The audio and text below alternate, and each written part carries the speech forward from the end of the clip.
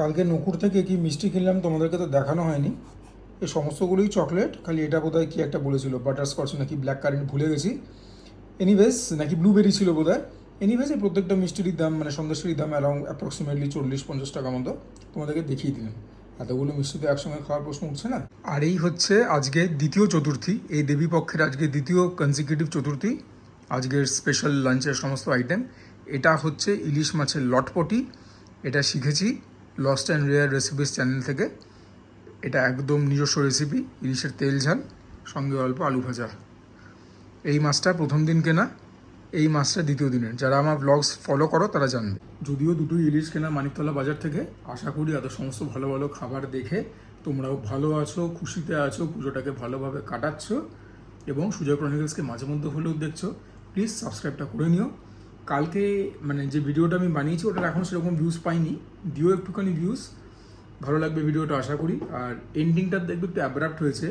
The only reason being, যখন আমি ফিরছিলাম কাশী বস্ত্রালয় থেকে বাড়ির দিকে, একটা দোকান থেকে একটু আইসক্রিম কিনছিলাম বাড়িতেই নিয়ে আসবার জন্য। সেই সময় যে বৃষ্টিটা নামলো, মানে তখন ঠনঠনিয়া কালীবাড়ি ক্রস করিনি, একদম কাক ভেজা হয়ে বাড়ি ফিরলাম। আমি ইলিশের লটপটিটাতেই হাত লাগাই। মাছটা রিং পিস তো একটু বড়োর দিকে পিসটা, ওই বাটিতে রেখেছি, ভেঙে যেতে পারে।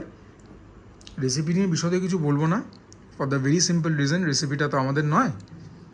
তবে নারকেল গেছে, সর্ষে টর্ষে গেছে, আশা করি খেতে একদম জমকালো হবে।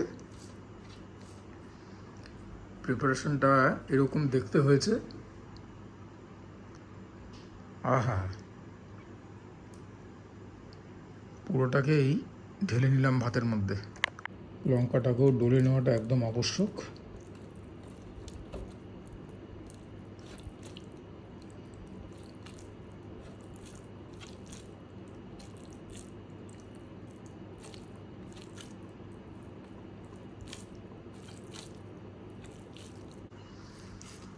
ভালো করে ভাতটা মেখে নিলাম। Now let's take the first bite. ঈশ্বরের অশেষ কৃপা এত ভালো খাবার রোজ খেতে দিচ্ছেন বলে।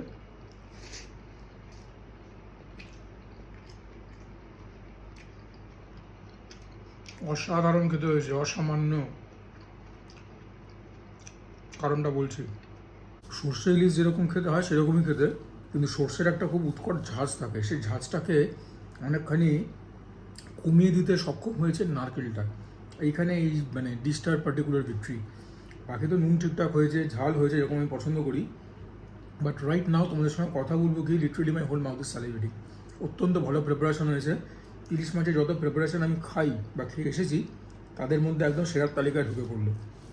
মাছ ভাজার সঙ্গে একই আসনে রাখতে পারি বা হয়তো একটুখানি কমিয়ে। আমার প্রিপারেশনটা এতটাই ভালো লাগলো। Kudos two lost and rare recipes channel, এত ভালো একটা রেসিপি শেয়ার করেছেন বলে।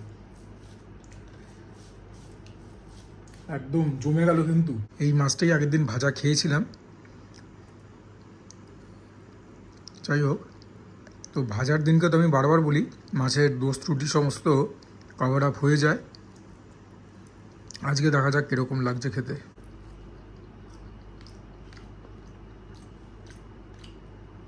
ভালো মাছ, নিঃসন্দেহে ভালো মাছ।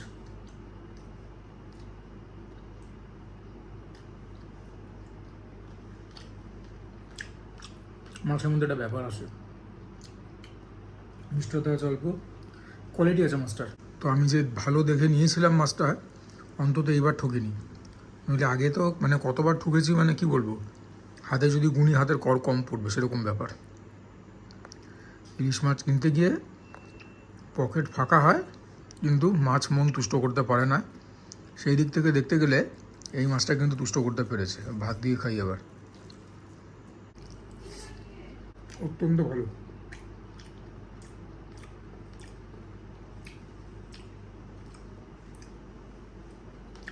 আগের দুদিনও বলেছি, আজকেও বলছি, আর মাঠে বেড়ে ছক্কা টেনে মেরেছে। তোমরা এই রেসিপিটা প্লিজ ট্রাই আউট করো। যারা সর্ষে ইলিশ খেতে পারো না ঝাঁজের জন্য, তাদের এই রেসিপিটা একদম মনে ধরবে। হ্যাঁ, ইলিশ মাছে কাটা হয়, সেটা কাটাটা বাঁচতে জানতে হবে। কিন্তু বাড়ির কোনো কাউকে বলবে, তবে শিখে নেবে। মাছের কাটা বেছে যদি না খেতে পারো, যদি তাহলে মাছই খেতে পারবে না। যদি মাছ না খাও তাহলে বাঙালি কিসের।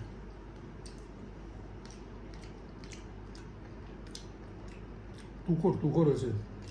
তবে এরকম প্রিপারেশনের জন্য সব কিছু করা যেতে পারে। নারকেল যে গাছে তার জন্য আলাদা কোনো মিষ্টতা নেই, সর্ষের ঝাঁসটাকে কাউন্টার করে দিয়েছে।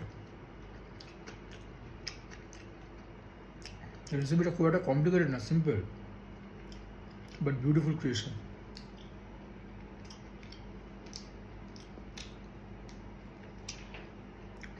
একদম মন মেজাজ খুশ। সারপ্রাইজিংলি প্রিপারেশনটার মধ্যে কিন্তু সর্ষে বাটা যায়নি, সর্ষের তেল গেছে, নারকেল গেছে। সর্ষের তেলটা অবশ্য যেখান থেকে আমি কিনি অনেকবার বলেছি, আগে আবারও বলে দিচ্ছি, শিয়ালদাতে বৈঠকখানা বাজার, সুরেন্দ্রন কলেজ থেকে যে রাস্তাটা সোজা চলে যাচ্ছে টুয়ার্ডস কোলে মার্কেট, ওখানে ডান হাতে তোমার দোকান পড়বে একটা কৃষ্ণকালী অয়েল বলে, কৃষ্ণকালী অয়েল মিল নাকি, ওদের ওখান থেকে সর্ষের তেলটা কিনি এখন অনেক বছর ধরে। যে সর্ষের তেলটা দেয় আমার খাওয়া সেরা, মানে বাইয়া কান্ট্রি মাইল। পুজোটা স্টার্ট হওয়ার আগেও নিয়ে এসেছিলাম 2 বড় বোতল।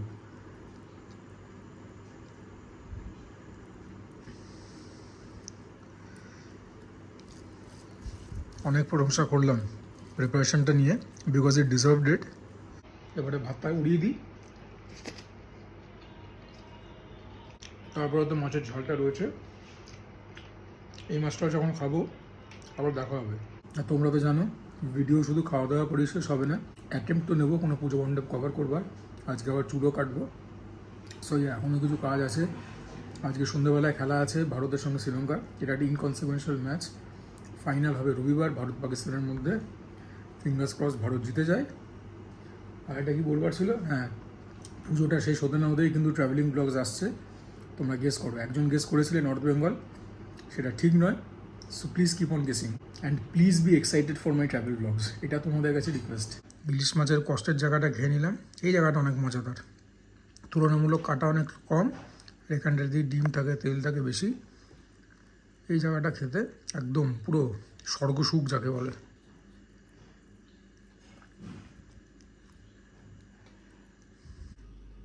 আবারও বলছি, প্রিপারেশনটা একদম মানে নেক্সট লেভেলের প্রিপারেশন। আমি অতটা লাউড এক্সপ্রেশন দিই না, হ্যাঁ কী হয়েছে খেতে দেন, সেটা যার যা পার্সোনালিটি, কিন্তু মানে take my word for it, তোমরা এই প্রিপারেশনটা বানিয়ে খেও। ইলিশ মাছের লটপটি লস্ট অ্যান্ড রেসিপি চ্যানেলে রয়েছে, তারপরে কমেন্টে আমাকে থ্যাংক ইউ বলবে। ডিমও রয়েছে, সে তো থাকবেই।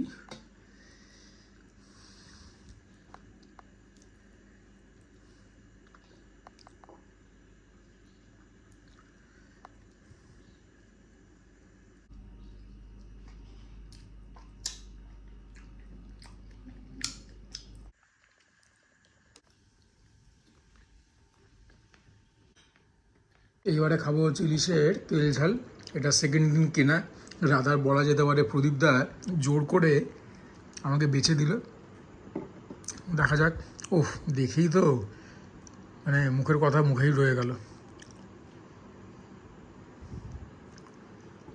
লঙ্কা 2খানা রয়েছে, হ্যাঁ লঙ্কা যখন 2খানা লঙ্কাই নেব। প্রথমে এটাকে টিপে নিই।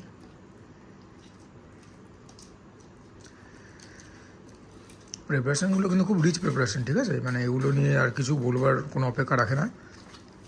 তবে এখন দুর্গাপুজোর টাইমে নো ডায়েট রেস্ট্রিকশান, সারা বছর অনেক রেস্ট্রিকশানে থাকি। ওয়ার্কআউট তো করি, সেটা এখনও চলছে, এই কালকে অবধি হবে, তারপর আবার পুজোর পরে খুলবে।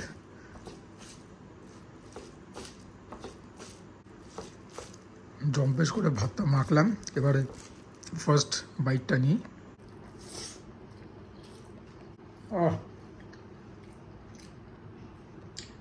তেল ঝাল একদম নামটা সার্থক। প্রিপারেশনটা দেখতে পেয়েছো, তেল তেলে ওই সেই একই সর্ষের তেল, সেরকম হচ্ছে ঝাল। যারা ঝাল খেতে পাও না তারা একদম টেনে উঠে দিকে দৌড় মারবে। আমার মতো যারা পোয়া পারো, নুন ঠিকঠাক। It's a very simple preparation but so effective, খুব ডিলিশিয়াস।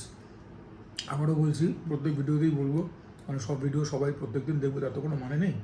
রেসিপি এখন চেয়েও না, আমার খুব লজ্জিত লাগে, কারণ এটা একটা খুব সামান্য রিকোয়েস্ট তোমাদের কাছ থেকে আমার কাছে শেয়ার করতে পারি না, কিছু প্রতিবন্ধকতা থাকার কারণ। যদি ঈশ্বর চান সামনের দিনে নিশ্চয়ই শেয়ার করবো। যদি এই রেসিপিগুলো তোমরা ট্রাই আউট করো, তোমাদের মধ্যে দিয়ে বেঁচে থাকে, আমার থেকে খুশি কেউ হবে না। দেখি এবারে নতুন যে মাছ, যেটা কিনা প্রদীপদা দিলেন, দেখা যাক এটার টেস্ট কীরকম।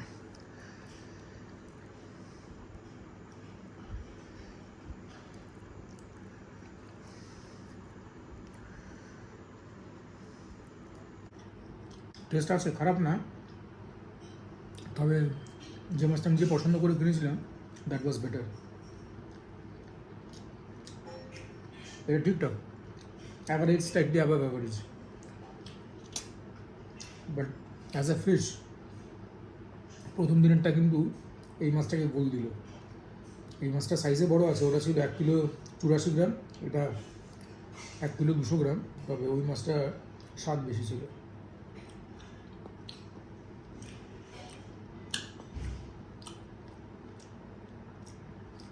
তবে এই মাছটাও কিন্তু খুব তেলতেলে, দুটোই ভালো, এটা একটু কম, ওটা একটু বেশি।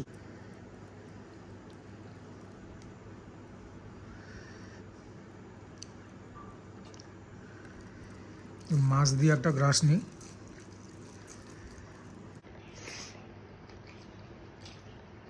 আজকেও লাঞ্চটা একদম ব্লকবাস্টার। তোমরা কোন কোন ঠাকুর দেখলে আমাকে একটুখানি কমেন্টে বলো তো, তোমাদের কাছ থেকেও রেকমেন্ডেশন পেলে সে জায়গাগুলোতেও যাওয়ার ইচ্ছে রাখি।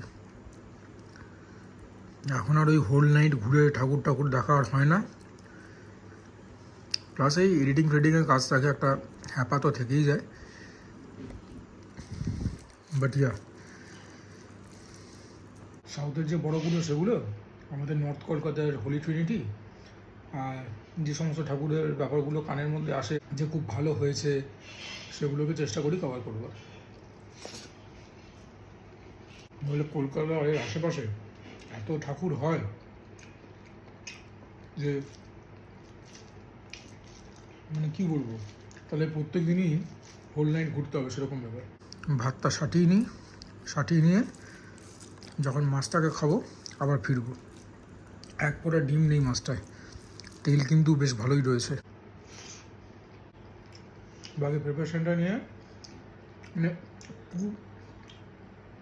মানে টু বলবার কোনো জায়গা নেই, অদ্ভুত সুন্দর খাবার দাবার। মাছটা খাবো দাঁড়াও।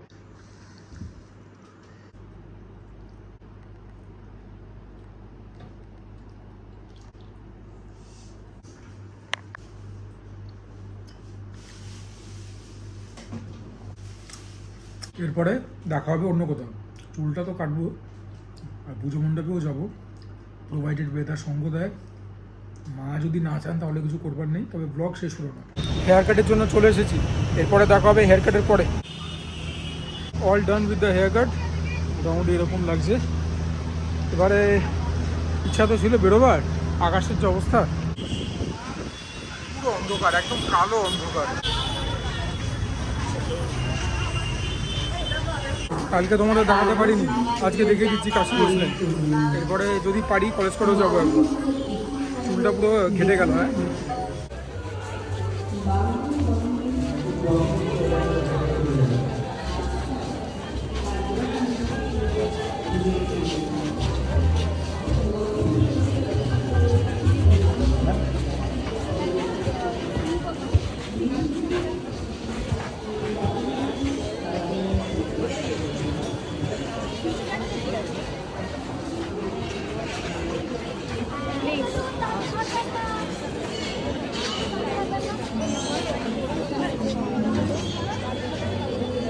যাই।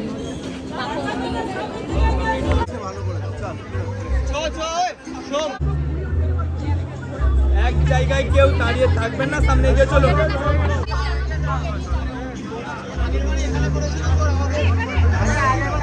করবে গেম চলো।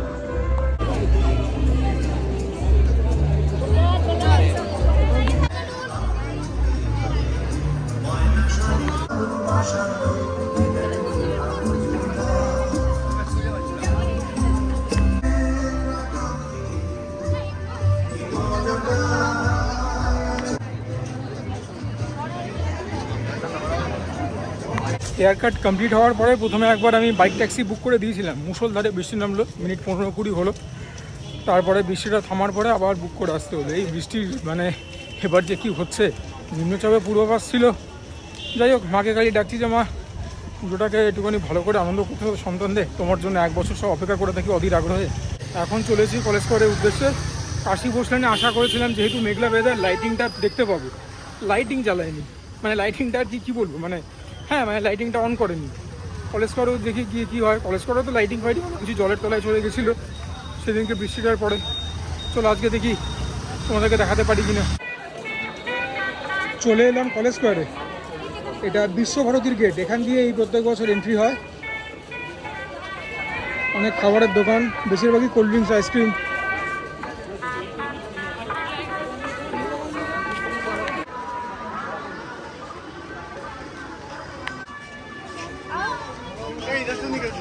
একদম সাবেকি राजकुमार इधर से निकल चलता है आज चलो उधर से। কলেজ স্কোয়ারের আইকনিক ঝাড়।